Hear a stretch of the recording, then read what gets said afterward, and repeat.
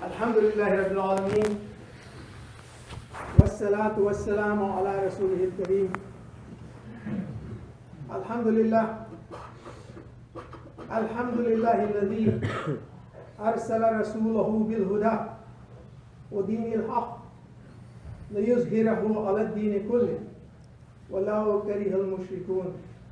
وأشهد أن لا إله إلا الله وحده لا شريك له وأشهد أن محمدا عبده ورسوله.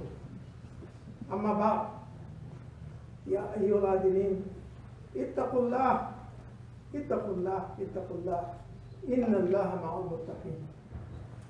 Inshallah, today's khutbah is about Islam in America, a subject matter that is very much in the consciousness of not just Muslims, but of all the people of this world. Considering that there are children in the back and there are scholars in the audience, what I'll try to do in this brief khutbah is to give a historical background, a perspective of where we have been in the last 500 years and where we are today, in the light of the commandments of Allah subhanahu wa ta'ala and the example of our Prophet Muhammad sallallahu alayhi wa sallam. Islam is not new to America. In his book Deep Roots, Dr. Abdullah Quick gives a scholarly analysis of the arrival of Muslims before Columbus. He points out that Al-Masudi in the 10th century documented the case of a young man from Khutbah, his name was Khashkash, who sailed in what was called those days in Muslim Spain the ocean of deep fog, and came back after many months with many jewels and a lot of gold. And subsequent scholars have also similarly documented the arrival of Muslims both from Muslim Spain and from West Africa, which was predominantly Muslim, into the New World and went back. The case of Mansa Musa is well known to us. His Hajj in 1324, when he left the kingdom of Mali, went up to North Africa, then to Egypt and on to Hajj. He took with him so much gold that it affected the currency of Mamluk Egypt and of all the countries that he passed through. In a map that was prepared in the year 1512, the well-known Admiral Piri Rais of the Ottoman Empire, he prepared a map of the New World that showed with great clarity not just the silhouette of Brazil, but also the origin of the river Amazon, as far away as the present countries of Colombia, South America. The presence of Muslims was known to the early Spaniards. Indeed, if you examine the documentation that was made, which is available in New Mexico, and I urge you to go to the documents in New Mexico, you will find many Muslim names. People who were called the Moriscos, who were fleeing the Spanish Inquisition, joined the ships, came to the New World, and the names such as Maimuna and Abdul and so on are written, documented in the chronicles that are available to us in New Mexico. So the presence of Islam in America is not new. It predates the arrival of Columbus in here. It was well known to both the Portuguese and the Spaniards, but that information, for multiple reasons, was not passed on. It was suppressed.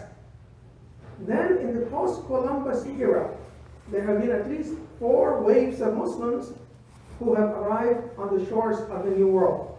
And I'm giving a historical background to bring us to the context of the current times, so that we can learn, as Allah subhanahu wa ta'ala teaches in the Quran, travel through the earth and see for yourselves the end of those who did not have faith.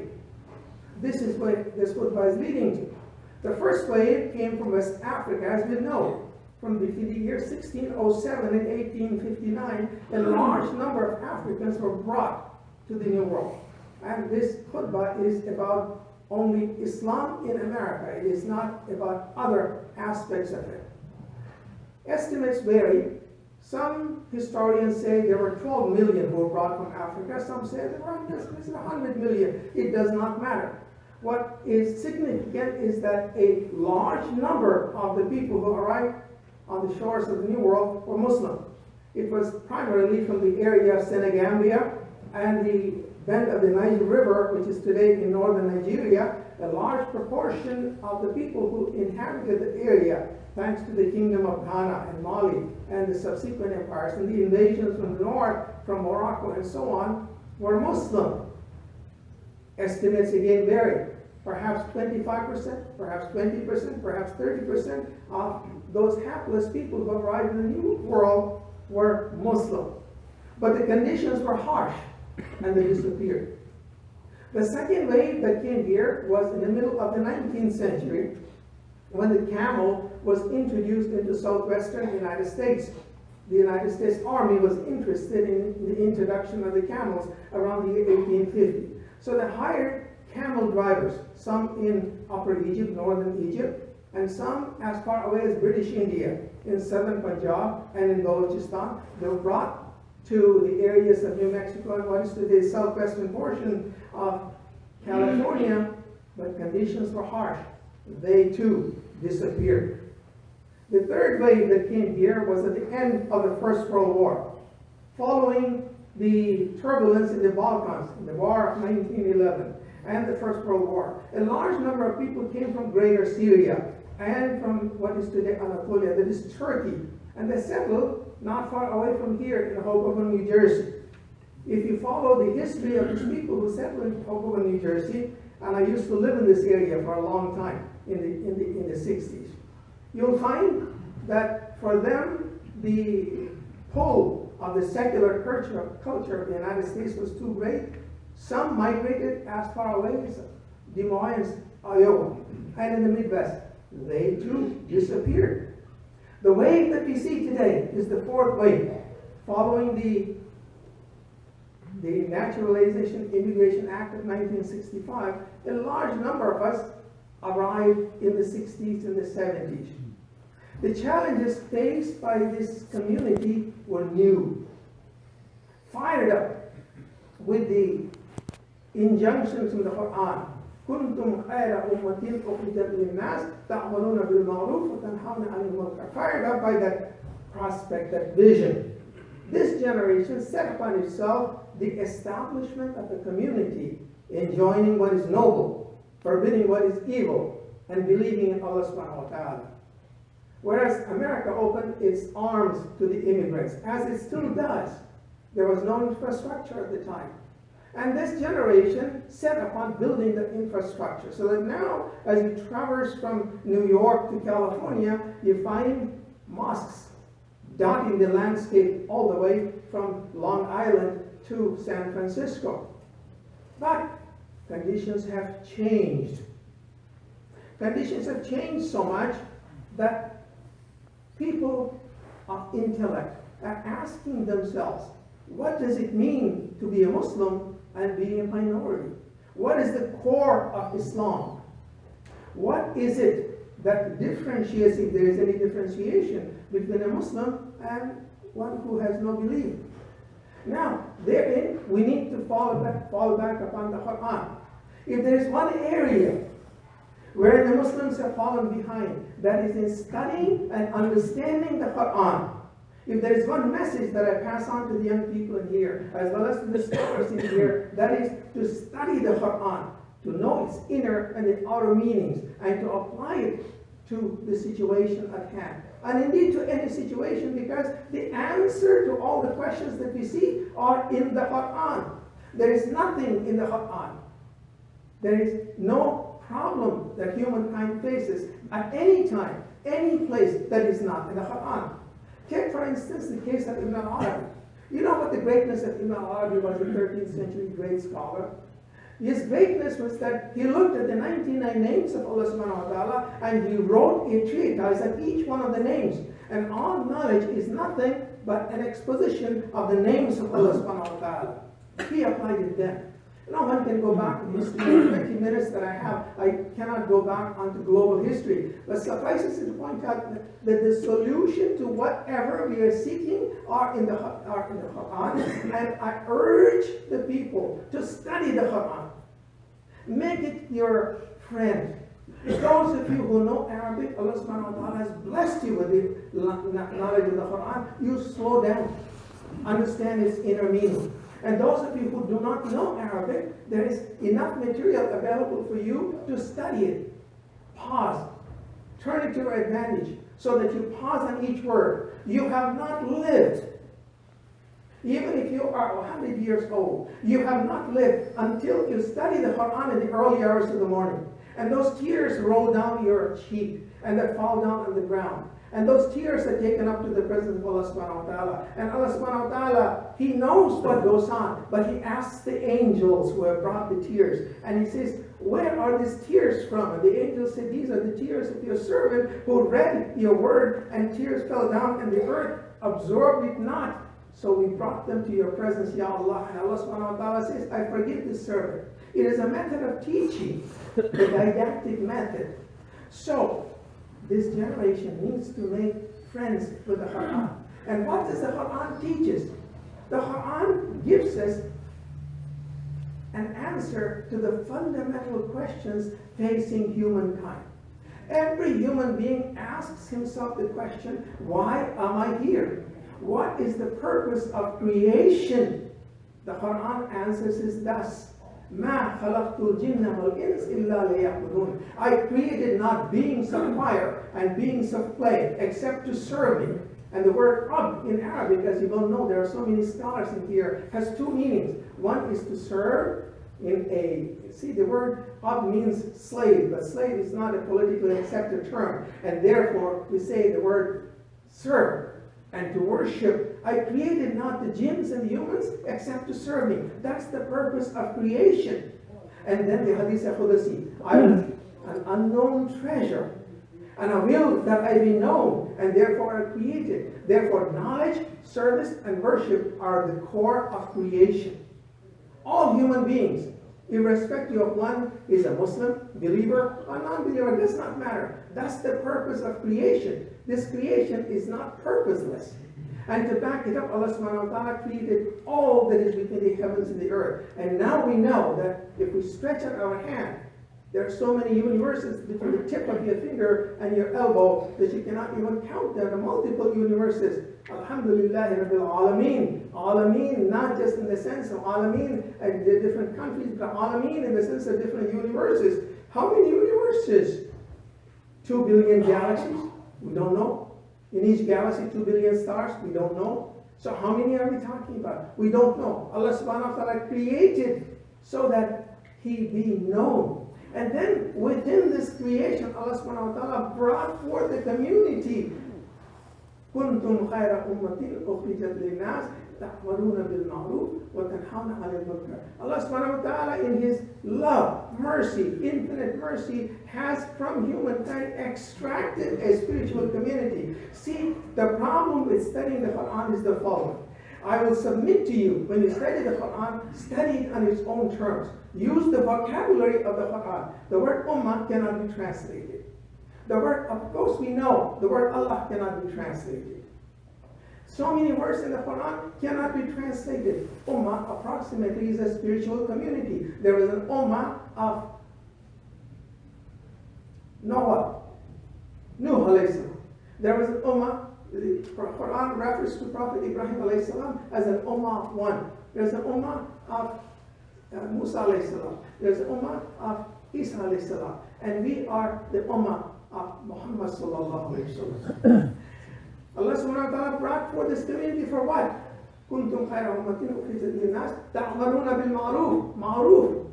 You see, in the 10th century, there is so much scholarship available to us, and we have forgotten them. We stand on the shoulders of giants, except we refuse to open our eyes and see. Allama al-Tirmizi, in the 10th century, he wrote a treatise. And he explained the meaning of irfan, or ma'ruf. It has 3 letters in it. Most of Arabic is trilateral.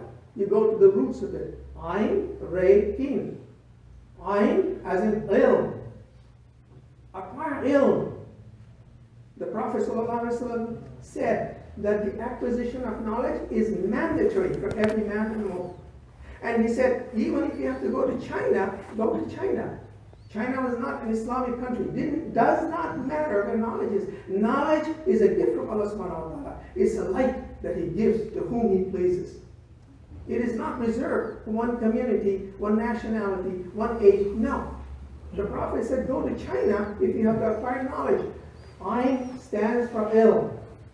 The Re stands for roya. That is to see, to witness, as in Ashhadu la ilaha illallah wa ashhadu anna Muhammadan abduhu wa rasuluhu. To be a witness, Allah subhanahu wa ta'ala has created each one of us. It's a unique event. At no time since the creation of Adam alayhi salam till the end of this world will there be another human being just like you. No. That's how unique each human being is. Allah created us so that for that one moment or two, we open our eyes and be a shaheed to witness His presence. Witness His presence through creation. Witness His creation, His beauty, His majesty within ourselves. So the roya was to witness. And the last word, fahima, to comprehend. So you see, it is like a scale. The center of it, the fulcrum of it, is the shahada, which is the basis of Islam. That is why we say shahada is the basis. That is the unity of all creation. Ashhadu an la ilaha illallah wa ashhadu anna Muhammadan abduhu wa rasuluhu. On either side of it you have knowledge and you have comprehension. So it is incumbent upon the Islamic community in America to acquire knowledge, to have faith, and to comprehend that knowledge and apply it to the problems of the age. Knowledge, service, worship. And then, what is the paradigm of having created this community that enjoins what is good, forbids what's evil, and invites towards Allah subhanahu wa ta'ala? What is it, how does this community interact with the world at large? This community interacts on the basis of justice and ihsan. Inna Allah ya'muru bil adli wal ihsan. You see, there was a time in the 8th century, and again, I don't want to go into the turbulence of Islamic history. There was a time when in Islamic history there was a great deal of turbulence. And Khalifa Umar bin Abdulaziz, in the year 719 to 720, he was a Khalifa only for about a year and a half or so. He saw the turbulence in the Islamic world, and it was he who injected this ayah from the Quran, Inna Allah ya'muru bil adli wal ihsan. He was the one who made it mandatory for khatibs to recite it in the khutbahs. So you see, this community interacts with the world at large on the basis of what? Adl and ihsan. Justice and ihsan. How beautiful! How beautiful it is. And about justice, there are so many ayahs in the Quran. Again, I don't want to go into it. And what is ihsan? There is no concept like ihsan in any other culture that I have come across. What is ihsan? It is what a mother gives a child, what a father gives his children, what a teacher gives his pupils. It is what a neighbor gives another neighbor. It's when we say Assalamu alaikum. It's when we feed the poor. It is when we reach out on the basis of doing something good. You see the other through his eyes. You see yourself through his eyes, and he sees you in your eyes. Ihsan, that binds all humankind together. Let us interact with the universe, other faiths, other people. Does not matter who they are, on the basis of what? Justice and ihsan. Apply these principles to the issues at hand. And inshallah, not only do we survive, not only will we not disappear, as has happened to generations, as I submitted to you, generations in the past, because America has absorbed those generations. And the challenge before this generation is to keep the word of Allah subhanahu wa ta'ala. And it is to be kept as Ummatul Usta, the ummah that is justly balanced. Just as Allah subhanahu wa ta'ala prescribes that which is good, Allah subhanahu wa ta'ala also prescribes that which is not good. Allah subhanahu wa ta'ala, there are certain things that He does not like. He does not like oppressors. He does not like those who brag as the Pharaoh, like the Pharaoh. And Allah subhanahu wa ta'ala does not like extremism. Allah subhanahu wa ta'ala is very clear in the Quran. To be moderate, to be ummatul wista. Allah does not like extremism. Our Prophet ﷺ was an example of ummatul wista. He laid it all out. You see, in the first 13 years, and this is the last thing I want to share with you. The first 13 years, our Prophet ﷺ, what was it that he did not face? Did he not face ridicule? Did he not face, they used to throw stones at him. He went to Taif and he came back all hurt. They did not accuse him of anything that he can't imagine. What did he not face? And how did he encounter all of those? What is the example of the Prophet? The sunnah of our Prophet ﷺ. Let us imbibe that sunnah of our Prophet ﷺ. It is not an easy path. It is a path that He laid out for us. Let's learn from His example. Let's learn from the example of the Sahaba. What did they not endure? So many people lost their lives in the early days of Islam. What did they not endure? The endurance, the tahammul, and the sabr, the patience that is called for. But most importantly, what is called for in this day and age is knowledge. Knowledge. And a focus on what Allah subhanahu wa ta'ala wants us to do. Adl and ihsan. Knowledge, service, worship, adl, ihsan. These are the injunctions from Allah subhanahu wa ta'ala. These are in the message of our Prophet sallallahu alaihi wasallam. My dear brothers and sisters, it is time now for us to make friends with the Quran, to study it, and to apply it to the problems of the age. La hawla wa la quwwata illa billah.